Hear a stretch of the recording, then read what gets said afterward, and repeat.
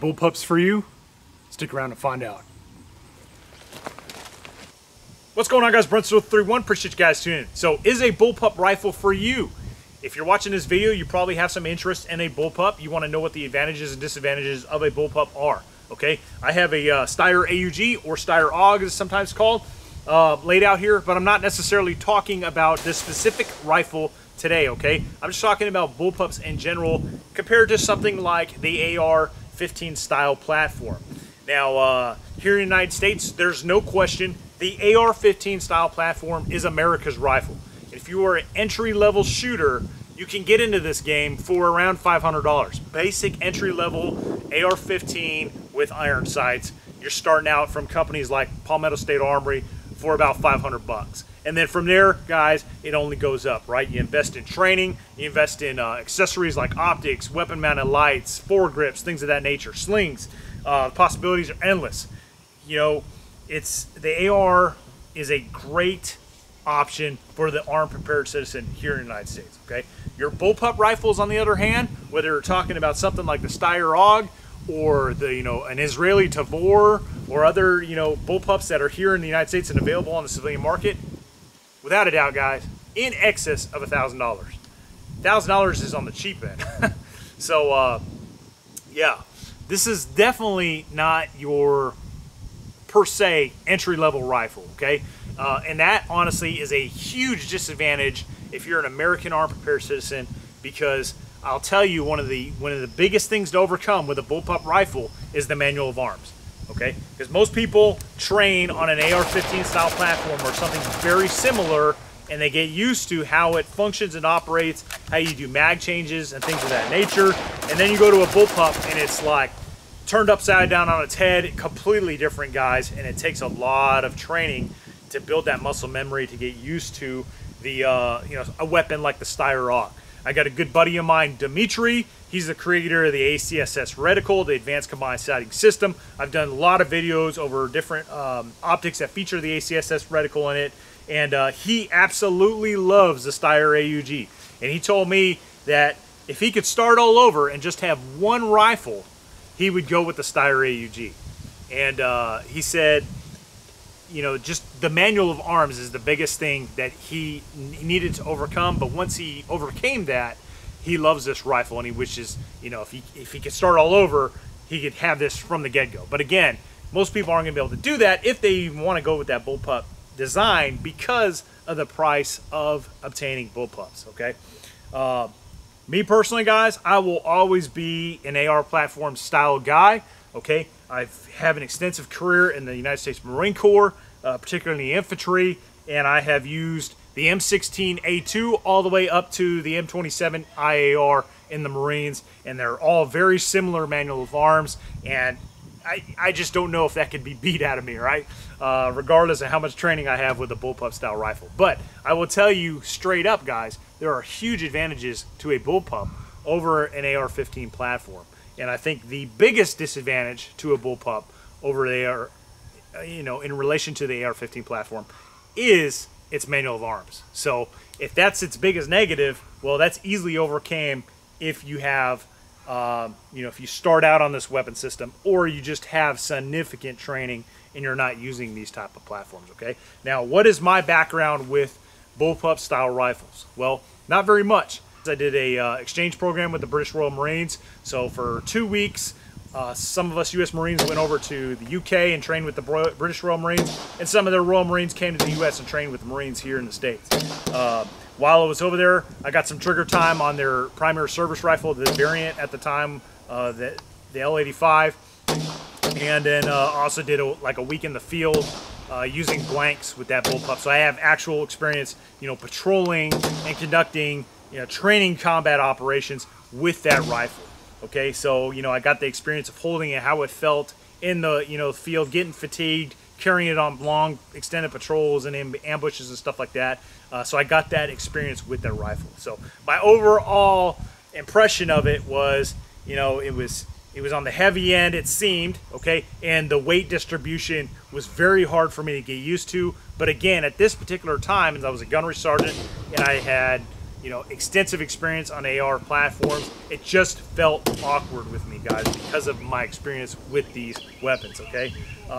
If I was a British Royal Marine and all I knew was the L85, and that's how I grew up, well, I'm sure they felt the same way or would feel the same way carrying an M4 or an M16 or an M27 IAR. Okay, so, you know, again, that is the disadvantage, is the manual of arms and just being used to a certain specific weapon system for so long and then trying to use the other one. So let's talk about what is the primary advantage to a bullpup style rifle. So this bullpup style rifle, guys, has a 16-inch barrel in it, right? 16-inch barrel. I've got 3 different ARs here. I want to show you something here. First one I'm holding up is a clone of an M16A4 service rifle. 20-inch barrel. Look at the length difference of these 2 rifles, okay? So obviously it's got a full fixed stock and 20-inch freaking barrel on this. Look how much longer this is, okay? 16-inch barrel on the AUG. This is a AR-15 style platform based on an M4, but it has a 16-inch legal barrel, okay, for civilians. And so it has the same length barrel, guys. Look at the size difference. 16-inch barrel AR-15 and a 16-inch barrel AUG, okay? Again, huge difference in length. Now, this is a short barrel rifle. It has a 10.5-inch barrel. I can't collapse the stock all the way down because I have my sling going through it. But you guys can see, essentially, these are about the same length, okay? But this is a 10.5-inch AR, okay? If I was to collapse that stock down all the way, it would be a little bit shorter than the AUG, but, you know, compared to a 16-inch barrel and a 10.5-inch barrel, there's a huge difference in velocity, you know, how far you can reach out and touch somebody, and just overall performance of that barrel, you know, 16 versus a 10.5.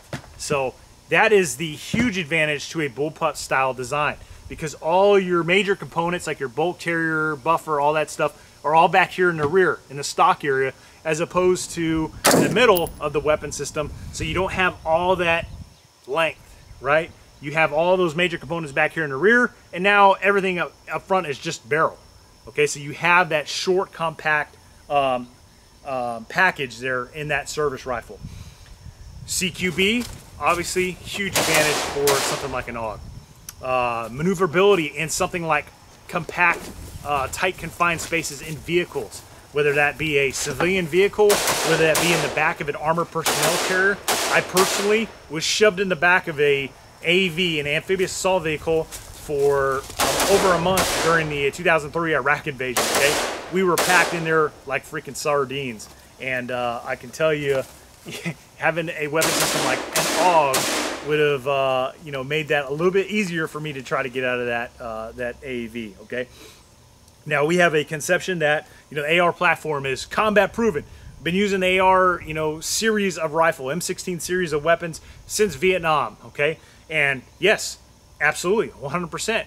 We have fought in Vietnam, Desert Storm, you know, Grenada, Panama, Somalia, the global war on terrorism. We have fought in all these different places using the M16 AR-15 style rifles, okay? Absolutely reliable, combat-proven weapon platforms. But guess what, guys?